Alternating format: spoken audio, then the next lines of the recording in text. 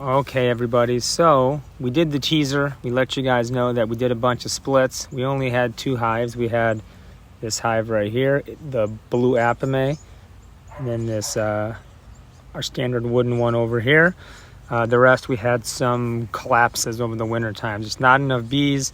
I think that 10 degrees probably did them in, and it is what it is. So just an FYI, we started out with our feral caught bees here in North Texas.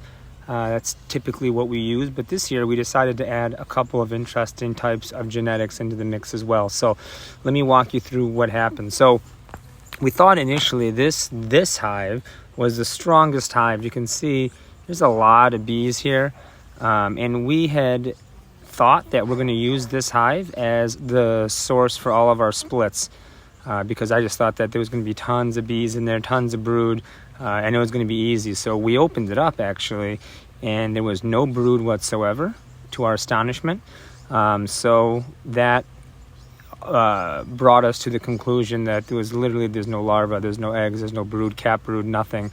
So our thought process was, well, that means that there probably is no queen.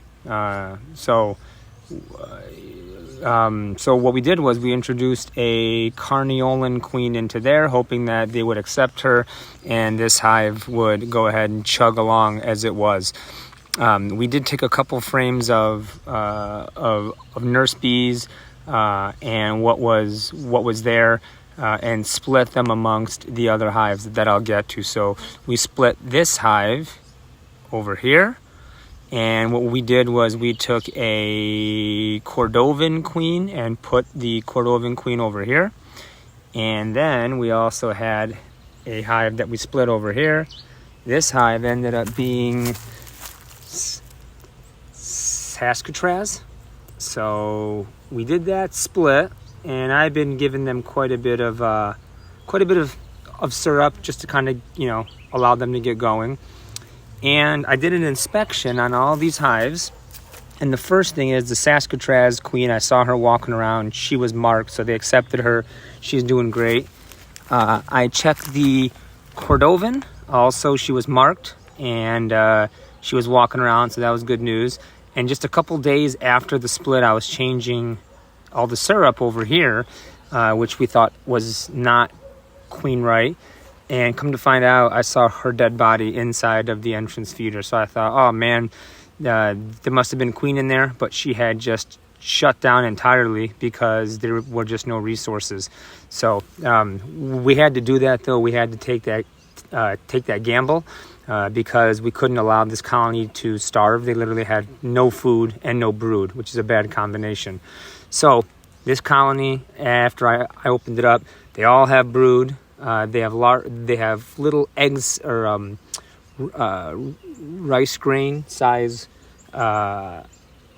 eggs all over the place. So these queens have begun to lay. Both the Cordovan, our hive over here that's feral, and the Saskatraz hive over to the left I showed you all have good activity. Queens are accepted. They're good to go. And over in this blue apiary hive, I had to add a super because while they haven't filled out completely in the brood box, they had completely filled their super full of honey. They were pushing out the edges, so I had to give them another super so they can go ahead and add some more, because it sounds like they want to work here for us now. So that's going to be our honey up there. And then the yellow apiary hive, this is interesting. I woke up pretty early in the morning yesterday, prior to 5 o'clock. Drove a couple hours south down to Oakley Family Apiaries in Elmont, Texas, right next to Waco. And they're one of the only purebred Russian honeybee sellers in the area. We picked up a nucleus that we ordered a couple months ago, probably about a month and a half ago. We're pretty excited to see how we do with the Russians. Evidently, they've been using them in Elmont for quite a while to some really good results. So we're pretty excited to see how the Russians do here. Saw the queen, and we saw their good activity. She had tons of brood, and these Russians are pretty interesting genetics with the way that they are much more resistant to varroa and tracheal mites, and they overwinter super well.